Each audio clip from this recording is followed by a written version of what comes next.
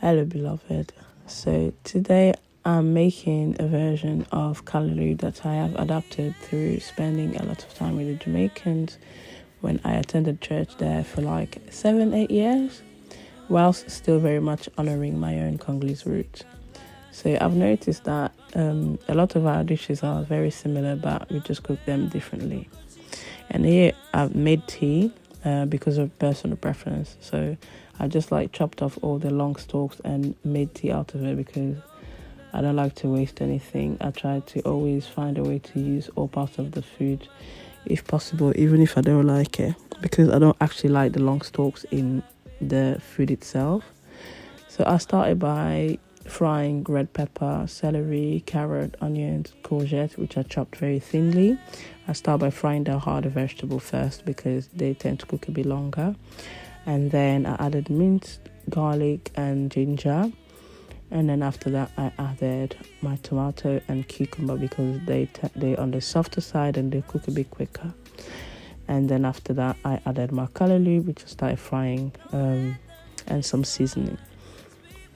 So as I started adding the callaloo in and starting to stir it, I thought about how inspiration works. In the same way that I've adapted this callaloo recipe from a Jamaican variation by adding one simple ingredient, that is carrot, because I never saw Congolese people do it. My mom never did it. I never did it. I never saw my grandma do it. But I also just kept my own identity by still using palm oil and all the other ingredients. This goes to show that creativity comes from honoring the source of inspiration while also making it your own, because this version is neither Congolese or Jamaican at this point. But too often I've noticed that some creators take shortcuts and they take an inspiration from a creator or an artist.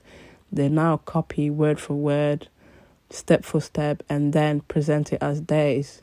Worst cases, instead of owning up to it, some of them, they create walls and hostility, shutting out dialogue and all of that to just avoid accountability, as if to rewrite the origin of their work. For me, I found that as an act of dishonesty and catfishy, because if it wasn't important, we wouldn't spend time doing Harvard referencing or citations. But, oh well, what do I know? Anyway, back to the callaloo.